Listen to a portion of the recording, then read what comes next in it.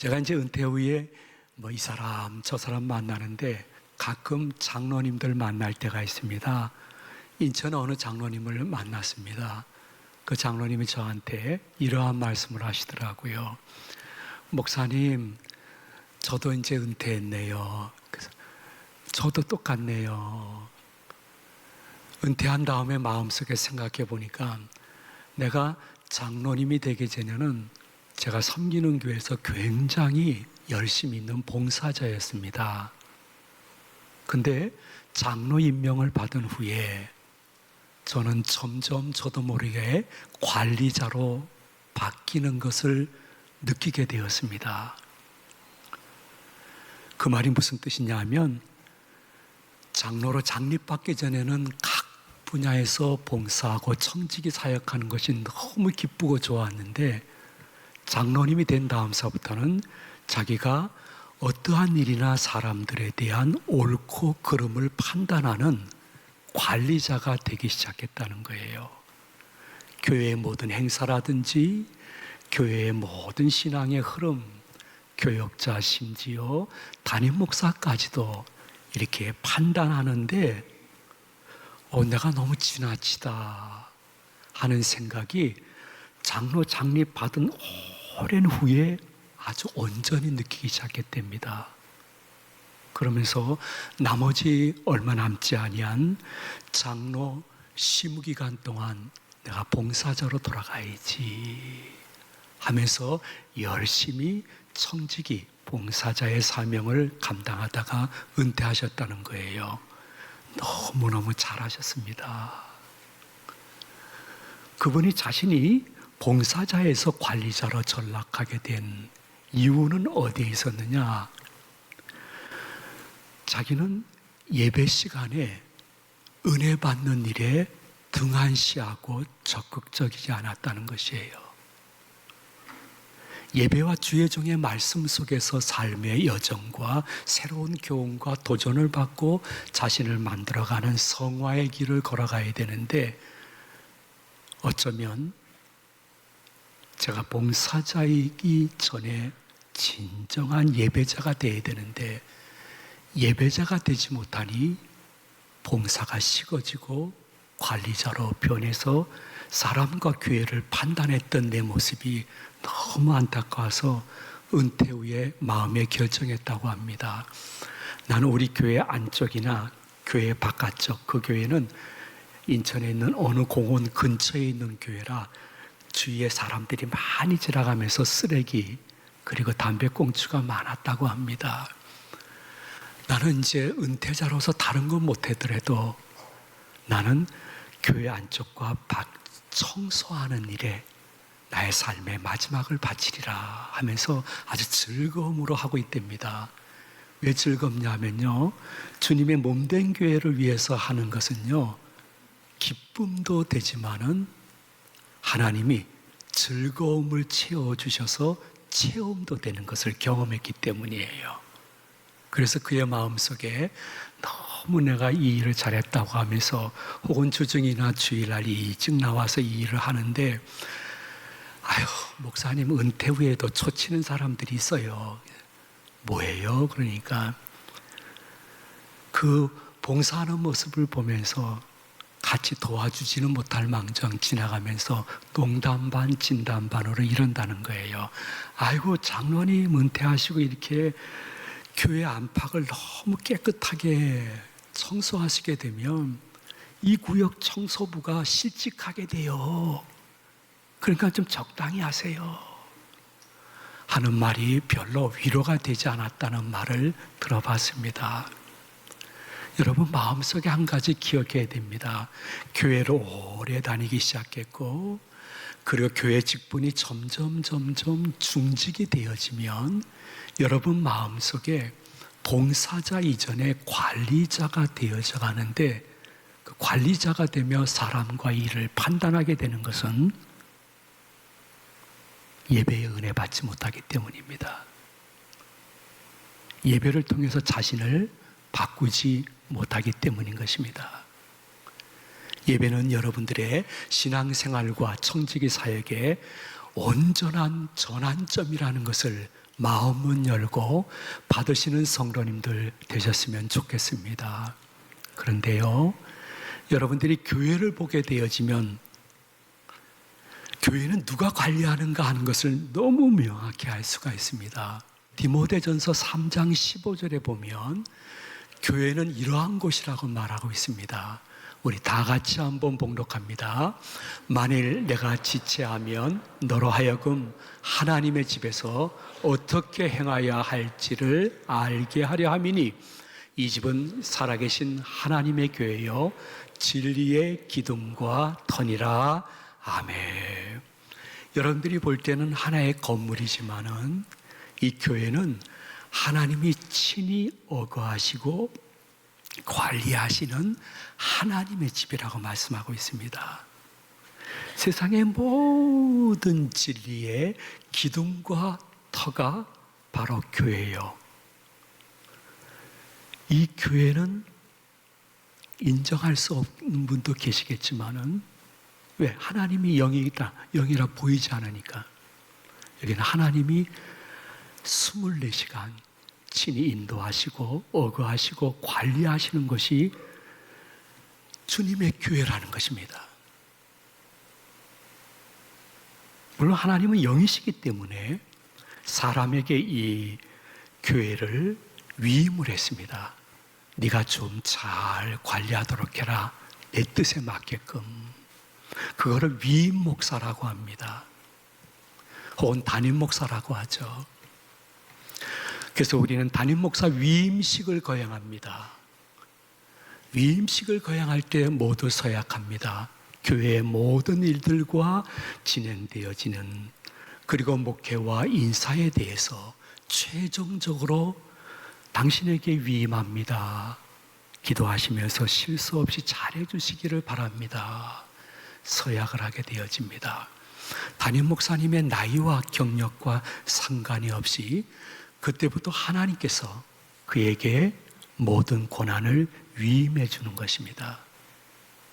그러므로 담임 목사님은 여러분들이 신학교 가서 부교육자 거쳐서 담임이 되기 전까지는 얼마나 고통스러운 자리라는 것을 전혀 인식할 수 없을 것입니다.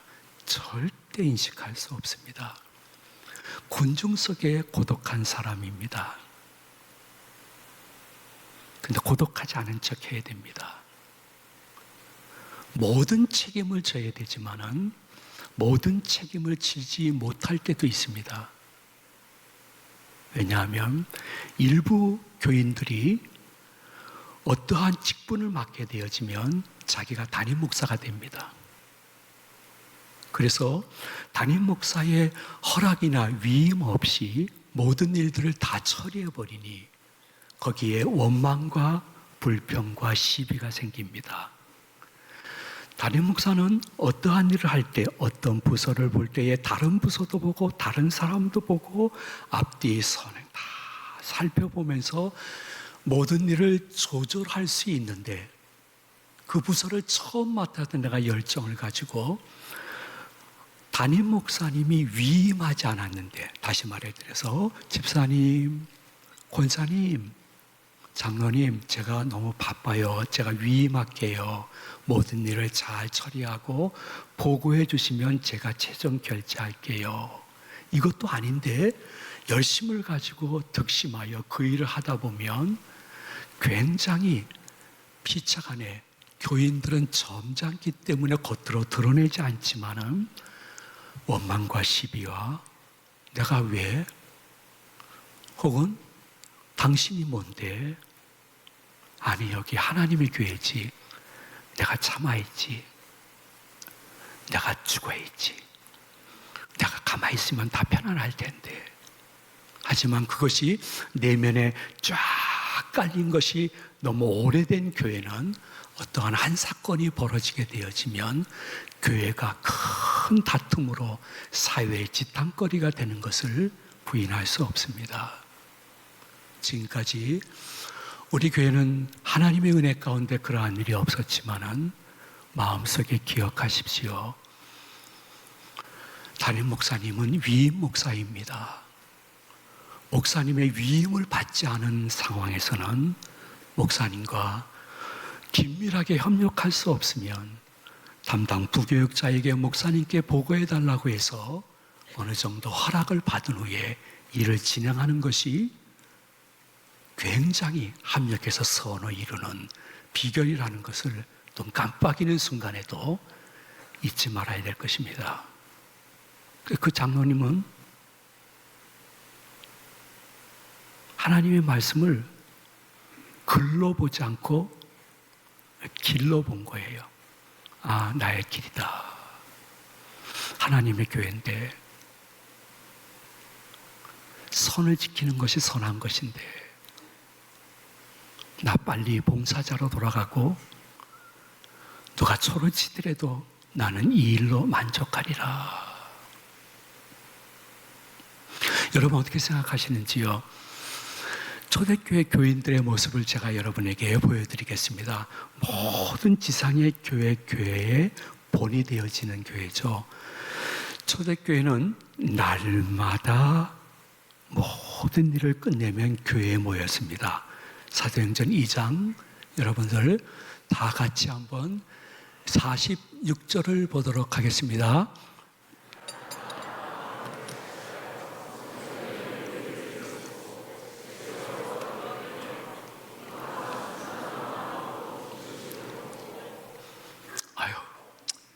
지금 같으면 이단 사이비로 낙인 찍힐 그러한 일이에요. 근데 진짜 우리가 몸으로 날마다 모이지 못하더라도 마음으로 날마다 교회를 위해서 기도해야 될 것이에요. 그들이 날마다 교회에 모여서 하신 일은 무엇일까요? 우리 2장 42절을 다 같이 봉독하도록 합니다.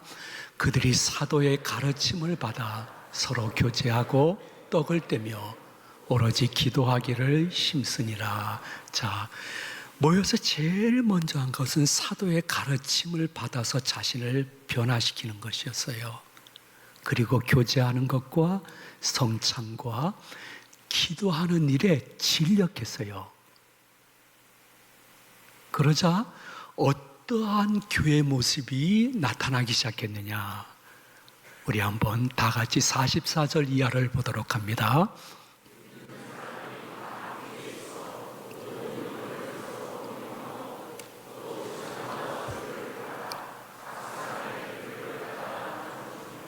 예, 나눔과 섬김, 봉사가 그 교회에 아주 일용할 양식이 된 거예요.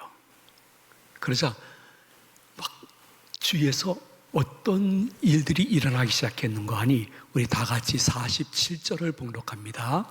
하나님을 찾으며 또 온 백성의 친송을 받으니 주께서 구원받는 사람을 날마다 더하게 하시니라. 아멘. 여러분 한번 곰곰이 생각해 볼래요? 하루 일과 끝나면 교회에 와서 사도의 가르침을 받고 교제하고 성찬에 참여하고 기도 열심히 하고 갔습니다. 그렇게 한 분들이 결과가 어떻게 나왔는고 하니 서로 섬기고 나누고 봉사하는 일이 그 교회 전반적인 깔린 전통이 되어버린 것입니다. 그 섬김은 교인들끼리만 섬긴 것이 아니라 지역 사회를 위해서도 섬기기 시작하니까 지역 사람들이 그것을 보면서 와, 대단하구나.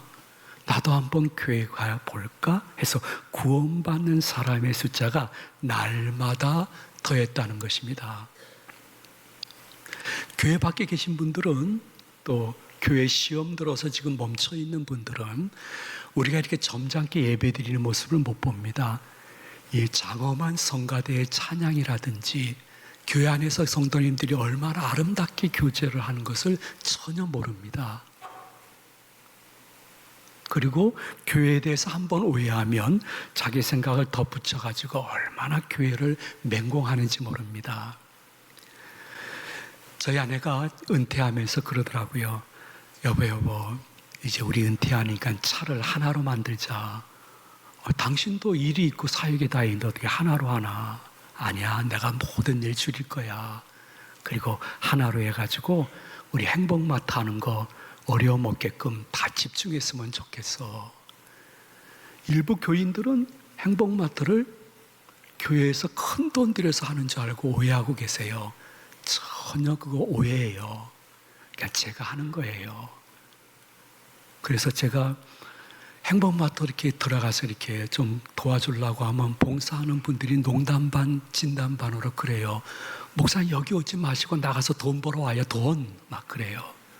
그래서 열심히 이제 돈 벌러 다녀요. 뭐 별로 벌리지도 않지만은요. 근데 우리 아내 그 마음이 너무 고마웠어요. 예. 그래서 늘 주일날이면 차를 타고 옵니다. 그 연수동에서 차를 타면 99%의 기사분이 그렇게 이야기한다고 합니다. 인천 제2교회 도원동 쪽으로 가주세요 하면 아니 아줌마 어떻게 이 근처에 교회가 그렇게 많은데 그 멀리 있는 교회로 왜 가세요? 그러면 제 본교회라 오래된 교회라 가는 거예요. 근데 어느 날은 그렇게 대답을 했더니 운전기사가 교회 다니는지 권사님이시죠? 그래서 네 권사입니다 이렇게 얘기를 했대요. 아 권사님이시니까 이렇게 멀리 다니시는구나 하면서 아주 끊임없이 교회와 교인들과 목사님들을 비난, 비판, 맹공을 하는 말을 그렇게 끊임없이 하는 거 보니까 타는 손님마다 얘기했을 가능성이 많대요. 얼마나 조리 있게 잘 얘기를 하는지. 그래서 그냥 권사로서 가만히 들었대요. 아, 그럴 수도 있죠. 예, 그런 분도 계세요. 저도 그러한 얘기 들었어요. 다 듣고 이런 이야기를 했답니다. 근데 저에게는 조금 달라요. 다르긴 뭐가 달라요. 저도 은퇴했지만 교회 중직이었는데요. 교회 형편 다 압니다. 그래서 이렇게 이야기했대요. 우리 교회도 다른 교회랑 다를 것은 없어요. 그런데 저희 교회는 75년 동안 담임 목사님을 은퇴 전에 한 번도 중간에 교체시킨 적이 없어요. 그런 교회가 있어요? 예, 제가 지금 가는 교회예요. 저희 교회는요, 교회 안에 어린이 도서관이 있는데 중구에서는 최초로 세워진 도서관인데요. 기독교 서적은 10%밖에, 그리고 비기독교 서적이 90% 11,000여 권이 구비되어 있는 좋은 도서관이 있어서 지역사회 사람들이 많이 와서 가져가고 와서 책을 보기도 해요. 예. 저희 교회는 월요일서부터 금요일까지 지체가 어려운 장애인을 위해서 장애인 특수교육센터 3일 특수교육센터를 하고 있는데 이러이러한 과목으로 같이 그들을 사랑하고 동역하고 있답니다. 교회 안에 장애인을 위한 시설이 있다면서요? 사실이에요. 권사가 왜 거짓말 하겠어요? 저희 교회는요, 코로나 때문에 잠시 중단되었지만은 사랑의 목욕탕이 있고요, 치과도 있고요, 원하면 무료로 변호해주는 그러한 시설도 있어요. 미용도 해줘요. 저희 교회는 외국인들을 위해서 교회 예배에 참석하기만 하면 이러한 모든 봉사를 무료로 다 허락해주고 있습니다. 그렇게 맹비난했던 그분이 말씀이 없어지더래요.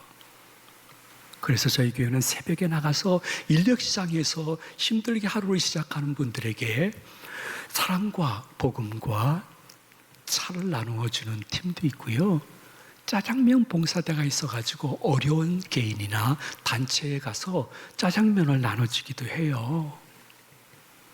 때로는 침술 봉사, 안마로 어려우신 분들, 병드신 분들을 위해서 열심히 봉사하시는 청지기들이 있고요, 그리고 기타 여러 가지 사역이 있는데 더 많이 말씀은 못 드리지만은 이러한 일들이 몇 가지 더 있어요 하고 얘기를 했답니다.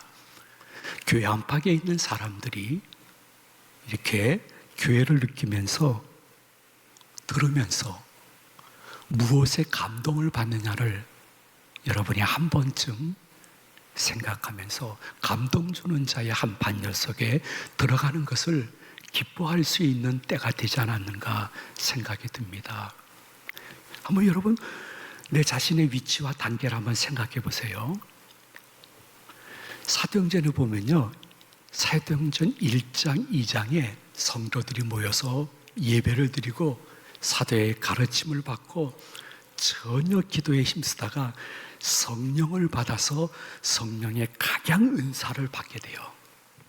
그래서 성령으로 충만해졌습니다. 근데 그들이 성령으로 충만해질 때까지 사도행전 1장과 2장에서 섬김과 나눔, 봉사했다는 흔적이 전혀 없습니다.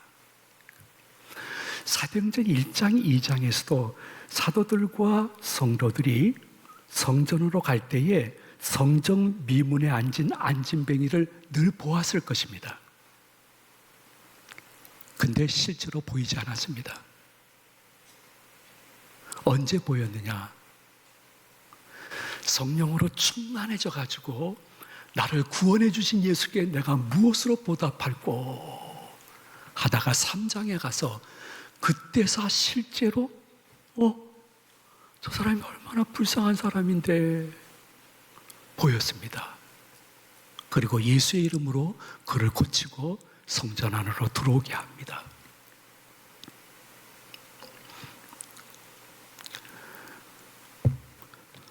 너무 젖은 성냥개피는 불을 붙일 수 없습니다.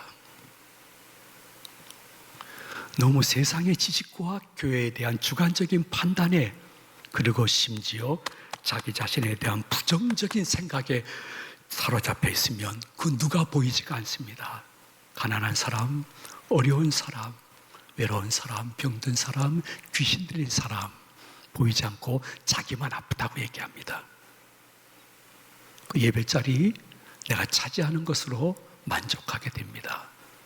그러나 사도행전 3장에 가면 그런 사람들이 보이고 그런 일이 보입니다. 예수님은 나를 위해서 목숨까지 버렸는데, 물론 여러분들이 다 청지기에 헌신할 필요는 없습니다. 너무 부담 갖지 마세요. 왜냐하면 성도님들 중에는요, 나의 환한 미소 한 번, 격려의 말 한 번에 엄청난 회복이 있는 분들이 지금도 엄청 많기 때문입니다. 담임 목사 사모는 죽을 사자입니다. 보일 듯이, 근데 보이지 말아야 됩니다. 말처럼 쉽지 않습니다. 그 스트레스는 누구도 알지 못합니다. 저희 아내도 너무너무 괴로워서 힘든 과정을 거치는 어느 날, 저 중위층에서 조용히 예배드리고 나가는데, 지금은 천국 가셨어요. 김진영 장로님 어머님이었어요. 그 권사님이 다가오더니 환하게 웃으면서 딱 한마디 했대요. 사모님 기도하고 있어요. 그 한마디에 모든 것이 회복이 된대요. 모든. 청직이라는 것은 꼭 몸으로 봉사하는 것도 청직이지만은 내 믿음 상태나 환경이 아직 여의치 않다고 하면 여러분이 환한 미소나 한마디 덕담이 썩어가 죽어가는 사람들의 마음과 삶을 살린다는 것을 잊지 말아야 됩니다. 오늘의 말씀 속에 혹시 한두 가지 깨달음을 주기 위해서 이런 말씀 드립니다. 고넬료라는 로마 사람인데 어쩌다 하나님을 알게 됐습니다. 그의 믿음의 성장 과정 속에 독특한 특징이 있다고 하면 그는 시간을 정해서 기도하지만은 구제의 열심이었다. 성경에 기록하고 있습니다. 나눔, 섬김, 봉사, 청지기 사역의 전심이었다는 것입니다. 내가 죽기 전, 천국 가기 전 내 자식들에게 너희들은 나처럼 이렇게 구원받은 이후에 주님께 청지기로 사용받았으면 좋겠다. 할 수 있기 위해서 저에게 제일 큰 감동을 주었던 어떤 여성도의 말씀. 교회에 화장실을 청소하고 있길래 아유 너무 감사합니다 했더니 그가 하는 말, 제가 화장실을 청소할 수 있어서 너무 감사해요. 청지기 마음의 완성이라는 것을 기억하시면서 여러분의 삶 속에 아름다운 결단이 있으시기를 이 말씀을 준비해 주신 예수님의 이름으로 축원을 드립니다.